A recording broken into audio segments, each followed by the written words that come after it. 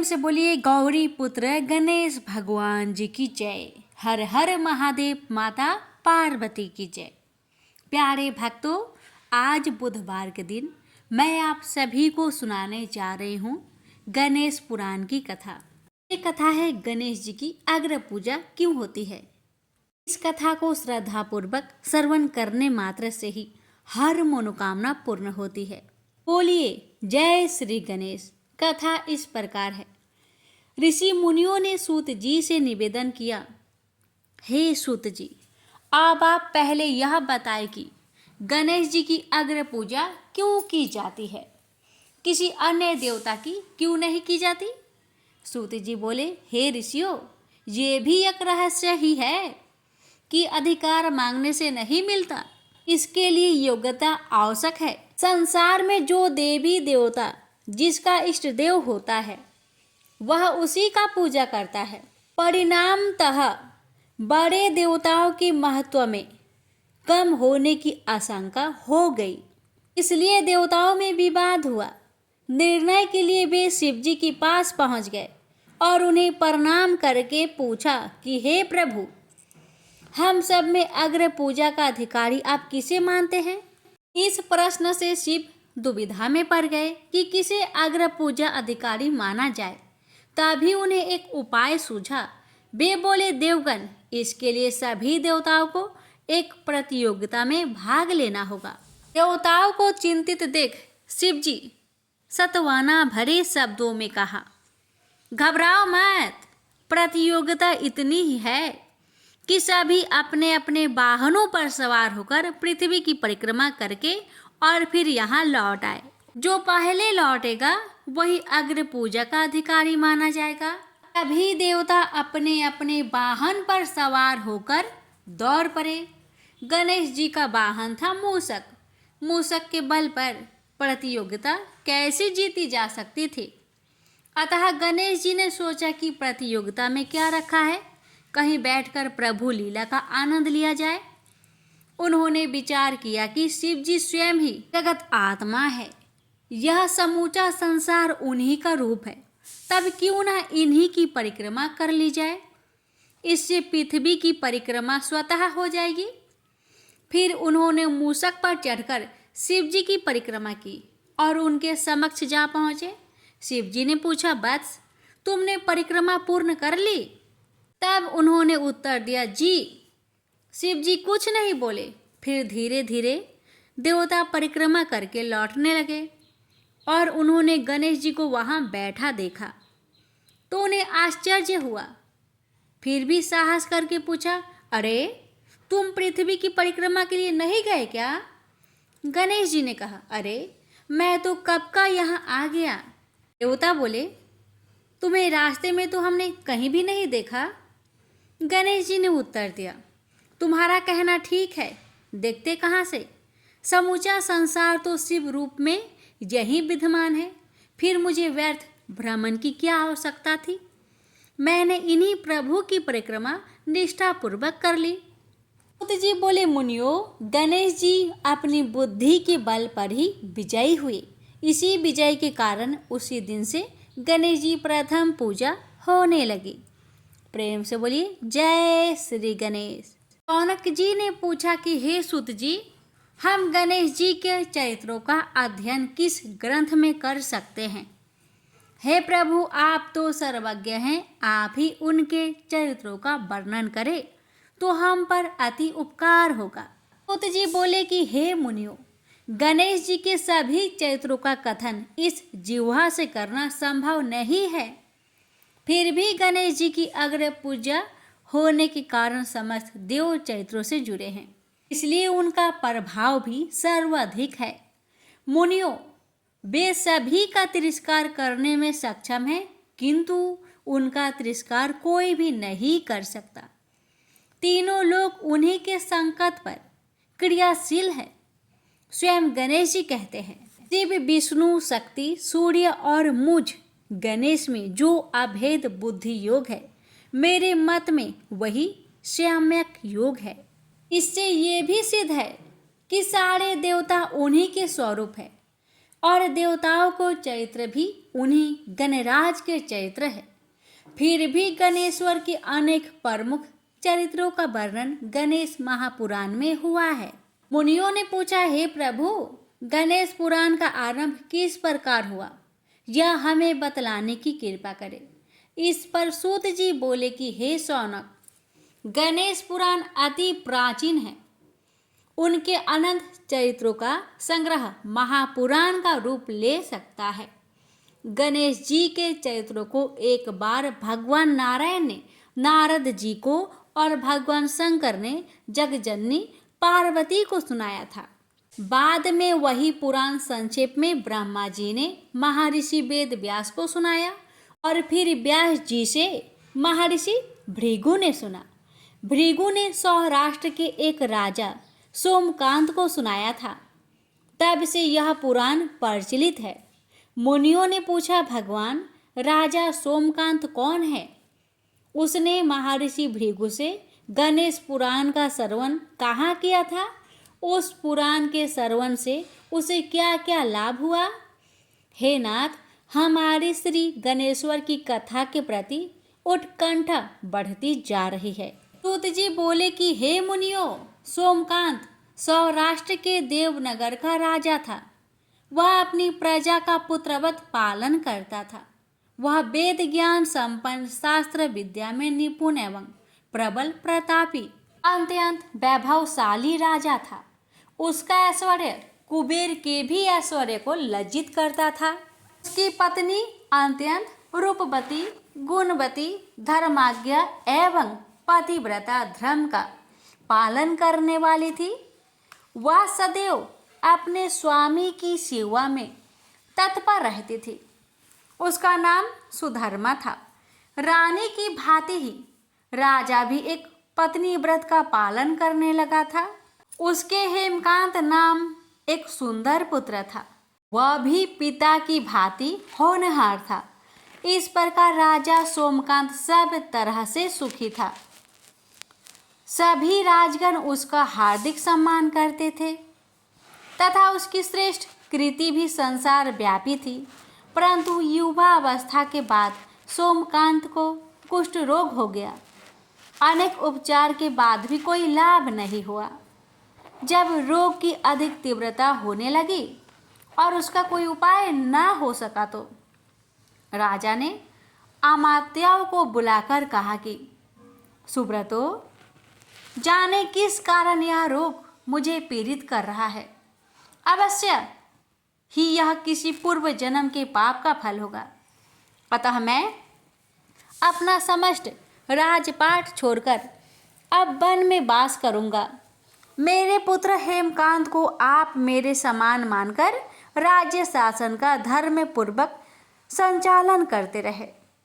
फिर राजा ने शुभ मुहूर्त में पुत्र हेमकांत को राज्य पद अभिषिक्त कर अपनी पत्नी सुधर्मा के साथ निर्जन वन की ओर प्रस्थान किया।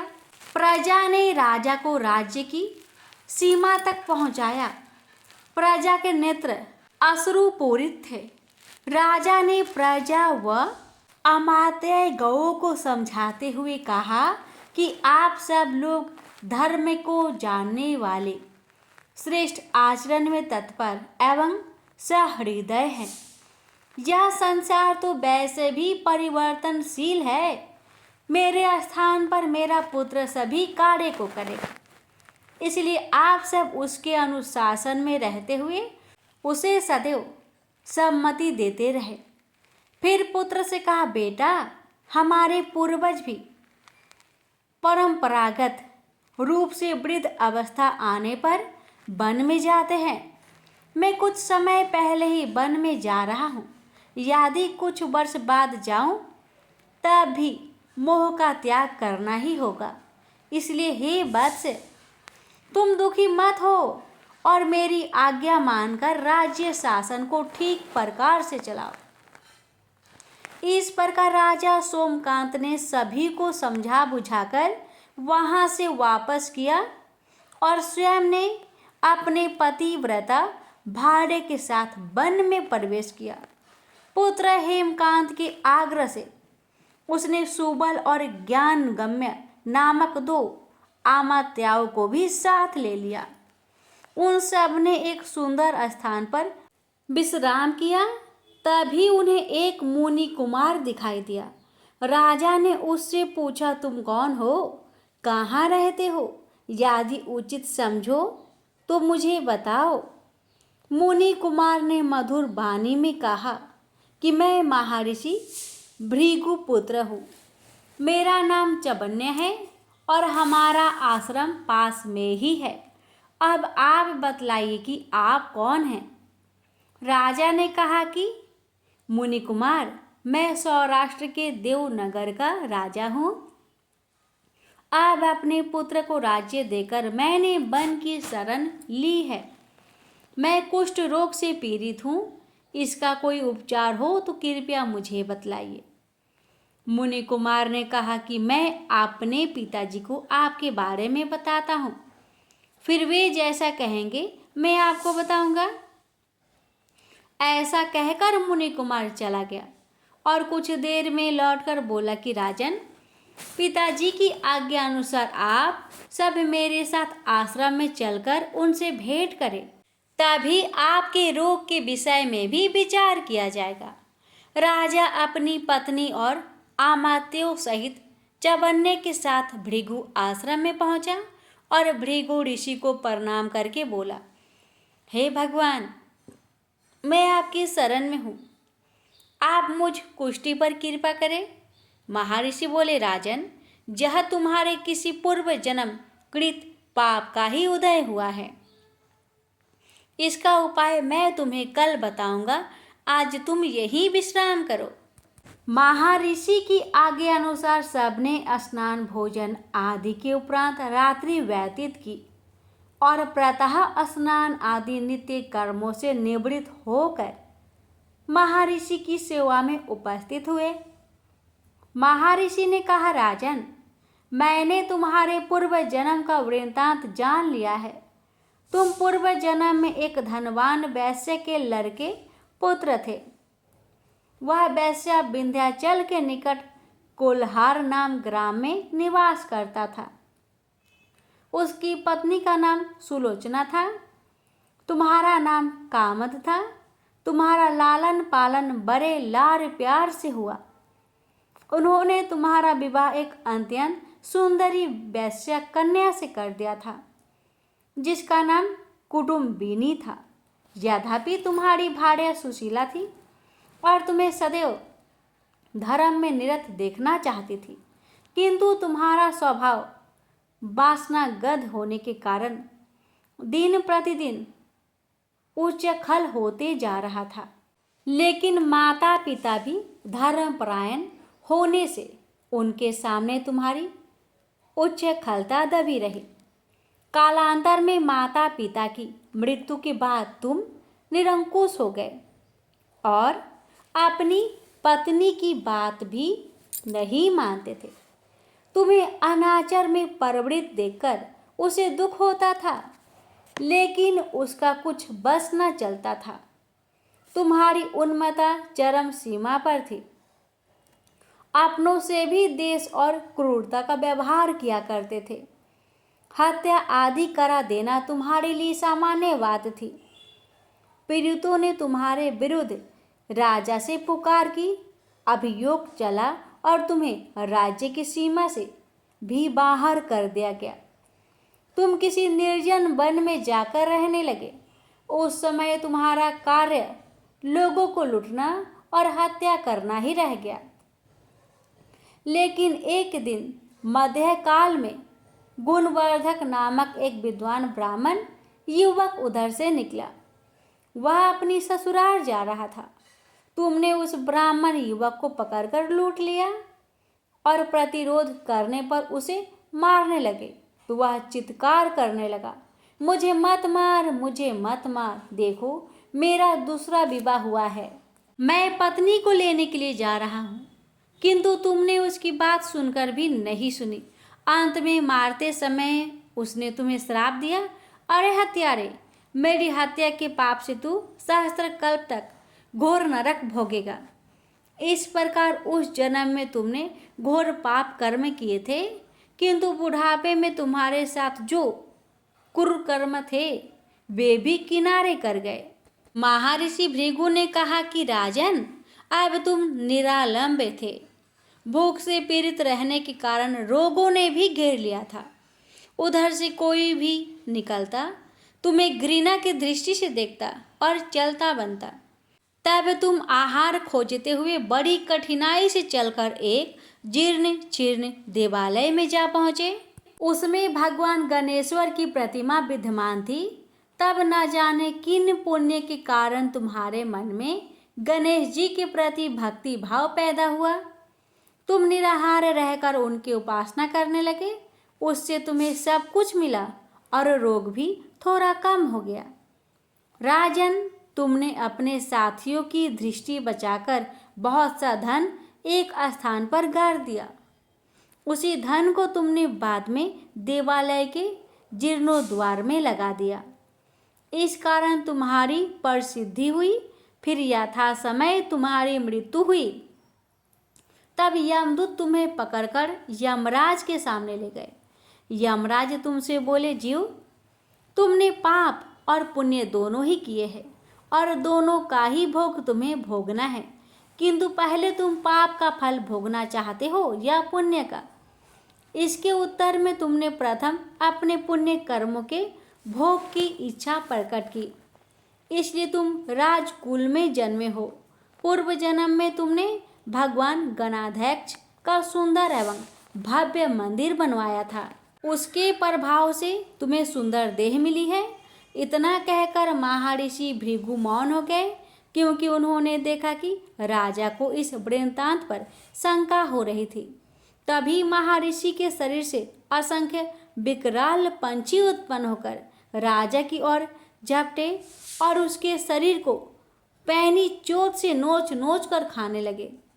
राजा पीड़ित हो महर्षि भृगु से प्राण रक्षा की प्रार्थना करने लगा। राजा के अर्थ वचन सुनकर महर्षि ने सांत्वना देते हुए कहा, राजन, तुमने मेरे वचनों में शंका की थी और जो मुझे सत्यवादी के कथन में शंका करता है उसे खाने के लिए मेरे शरीर से इसी प्रकार पंछी प्रकट हो जाते हैं, जो कि मेरे हुक्कार करने पर भस्म हो जाया करते हैं। ऐसा कहकर महर्षि ने हुक्कार की तो सभी पंछी भस्म हो गए। राजा श्रद्धा विभूत होकर आश्रुपात करता हुआ बोला, प्रभु, अब आप उस पाप से मुक्त होने का उपाय बतलाए। महर्षि ने कहा, राजन, तुम पर भगवान गणेश्वर की कृपा सहज रूप से है और वे ही सर्वसमर्थ है, इसलिए तुम उनके पाप नाशक चरित्रों का श्रवण करो। गणेश पुराण में उनके प्रथम चरित्रों का भली प्रकार वर्णन हुआ है। अतएव तुम श्रद्धा भक्ति पूर्वक उसी को सुनने में अपने चित्त को लगाओ। राजा ने प्रार्थना की, महामुने, मैंने गणेश पुराण का नाम भी आज तक नहीं सुना, तो उनके चरित्रों को सुनने का सौभाग्य कैसे प्राप्त कर सकूं? हे नाथ, आपसे अधिक ज्ञानी और प्रकांड विद्वान और कौन हो सकता है? आप ही मुझ पर कृपा कीजिए। महर्षि ने राजा की दीनता देखकर उसके शरीर पर अपने कमंडल का मंत्रित जल छिड़का। तभी राजा को एक छींक आई और नासिका से काले वर्ण का एक सूक्ष्म पुरुष बाहर निकला। देखते देखते वह बढ़ता चला गया। उसके विकराल रूप को देखकर राजा कुछ भयभीत हुआ, किंतु समस्त आश्रमवासी वहां से भाग गए। वह पुरुष महर्षि के समक्ष हाथ जोड़कर खड़ा हो गया। महर्षि भृगु ने उसकी ओर देखा और कुछ ऊंचे स्वर में बोले, तू कौन है, क्या चाहता है? वह बोला, मैं साक्षात पाप हूँ। समस्त पापियों के शरीर में मेरा निवास है। आपके मंत्रित जल के स्पर्श से मुझे विवश होकर राजा के शरीर से बाहर निकलना पड़ा। अब मुझे बड़ी भूख सता रही है। बताइए, क्या खाऊं और कहाँ रहूं?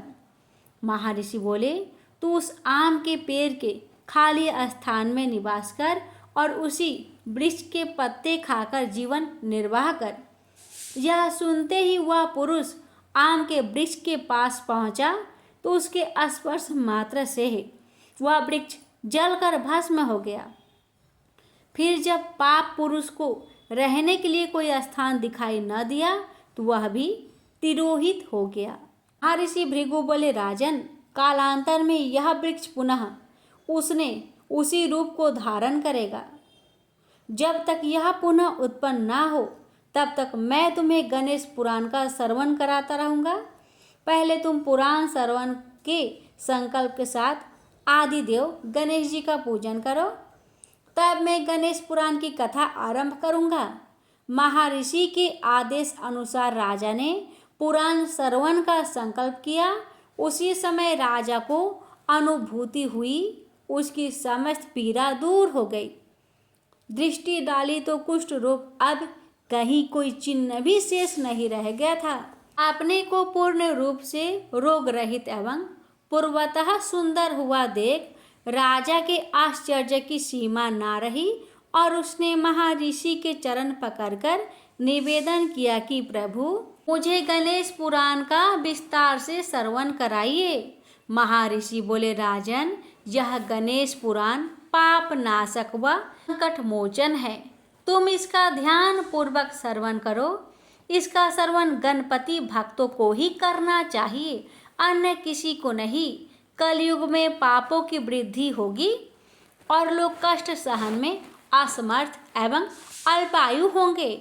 उनके पाप दूर करने का कोई साधन अवश्य होना चाहिए।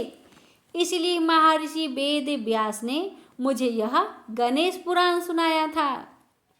राजन, भगवान गजानन अपने भोले भक्तों को सब कुछ प्रदान करने में समक्ष है। अभिमान रहित प्राणियों पर वे सदैव कृपा करते हैं, किंतु मिथ्याभिमानी किसी को भी नहीं रहने देते। गर्भ होने पर उन्होंने महामहिमा से संपन्न एवं समस्त वेद शास्त्रों के पारंगत भगवान वेद व्यास जी को भी तिरस्कृत कर दिया था। राजा ने आश्चर्य से पूछा, प्रभु, भगवान वेद व्यास जी को तो समस्त दुर्गुणों, दोषों, दुर्बलताओं से परे पूर्ण ज्ञानी और भगवान नारायण के ही अंश अवतार माने जाते हैं। उनमें अभिमान का अभिवार्य कैसे हो गया? कृपा बतलाने का कष्ट करे। महर्षि भृगु ने कहा, राजेंद्र, वेद व्यास जी ने वेद के 4 विभाग कर उनकी पृथक पृथक संहिताएं बना दी, जिससे उनका रहस्य समझना कठिन नहीं रहा। उनके उस अपूर्व कार्य की विद्यत समाज में बड़ी प्रशंसा हुई। इससे उन्हें अभिमान हो गया। फिर उस वेद ज्ञान को अधिक सुलभ करने के उद्देश्य से उन्होंने पुराणों की रचना आरंभ की। महर्षि भृगु बोले कि हे राजन, श्री गणेश जी आदि देव हैं, इसलिए समस्त कार्यों में गणेश जी का प्रथम स्मरण करने की परंपरा अति प्राचीन है। किंतु श्री वेद व्यास जी अपनी पुराण रचना के आरंभ में भगवान गजानन की वंदना करना भूल गए। फलस्वरूप उनकी स्मरण शक्ति क्षीण होने लगी। वे अनेक मुख्य बातों को भूल जाते। बहुत याद करने पर भी अनेक बातों में उन्हें सफलता ना मिल पाती। वे की कर्त्या मूढ़ विमुख होकर लोक पितामह ब्रह्मा जी के पास पहुँचे। अपनी व्यथा बताते हुए बोले, ब्राह्मण, मैंने वेद के 4 विभाग करने के पश्चात पुराणों की रचना प्रारंभ की है, किंतु मुझे बड़ा आश्चर्य है कि अब कुछ सोचता ही नहीं कि मैं क्या लिखूं। हे प्रभु, मेरी इस ज्ञान शून्यता का क्या कारण है, यह बतलाने की कृपा करें। ब्रह्मा जी ध्यान द्वारा जानकर बोले, वत्स व्यास, तुम अपनी विद्या के अभिमान बस भगवान गजानन को भी भूल गए। तुमने पुराण रचना के आरंभ में उन आदि देव की वंदना और मंगलाचरण तक नहीं किया है, तब फिर तुम्हारा ज्ञान क्यों न नष्ट हो। जाओ, पहले गजानन को प्रसन्न करो। व्यास जी को अपनी भूल का आभास हुआ तो गए, किंतु उन्हें गणेश जी के विषय में अभी कुछ भी ज्ञान नहीं हुआ। इसलिए उन्होंने विनयपूर्वक ब्रह्मा जी से पूछा, प्रभु मुझे गणेश जी के विषय में कुछ भी ज्ञान नहीं है, आप बताएं कि गणेश जी कौन है, उनका स्वरूप कैसा है, उनका चरित्र की विशेषता क्या है। ब्रह्मा जी ने कहा, सत्यवती नंदन गणेश जी ही परात्पर ब्रह्म हैं। आगम शास्त्र में उनके 7 करोड़ मंत्र उपलब्ध हैं। उनमें छदछरी और एकाक्षरी मंत्र अधिक सुगम्य हैं। उनके भक्त के दर्शन करने से भी समस्त विघ्न नष्ट हो जाते हैं।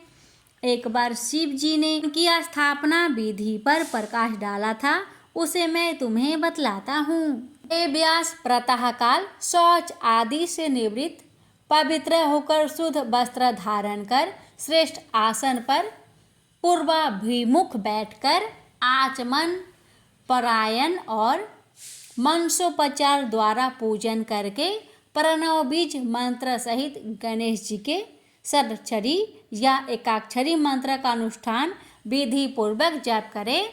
जब तक भगवान गजानन के स्वरूप के दर्शन ना हो जाए तब तक जप अखंड रूप से निरंतर चलता रहे। इस प्रकार की आराधना करने पर भगवान गणेश्वर अवश्य प्रसन्न हो जाते हैं। ब्रह्मा जी से उपासना विधि सीखकर वेद व्यास जी ने उन्हें प्रणाम किया और पूछा, ब्राह्मण गणेश मंत्र और बीज मंत्र कौन सा है, उसका जप अब तक किस किसने किया है और उससे क्या क्या लाभ होता है। ब्रह्मा जी ने कहा, व्यास श्री गणेश्वर ओमकारमय हैं, समस्त वेद उन्हीं का गान करते हैं। प्रणव सभी मंत्रों का बीज है और उसके द्वारा भगवान गजानन का ही जप या सत्वन होता है। अकेले प्रणव की ही बड़ी महिमा है। उसी का जप करके देवता, मनुष्य, ऋषि, मुनि आदि सभी अपने अपने अभिष्ट की सिद्धि कर सकते हैं। व्यास जी बोले, प्रभु गणेश महिमा के प्रति मेरी रुचि बढ़ती जा रही है, अतः कृपया विस्तार से सब कुछ बतलाइए। प्रेम से बोलिए जय श्री गणेश। आगे की कथा सुनने के लिए हमारे चैनल को सब्सक्राइब करें। अगले बुधवार को इसकी आगे की कथा आप सभी को सुनाई जाएगी। उम्मीद करते हैं आप सभी को पसंद आएगी। प्रेम से बोलिए गौरी पुत्र गणेश भगवान जी की जय। हर हर महादेव। माता पार्वती की जय। श्री गणेश पुराण की जय।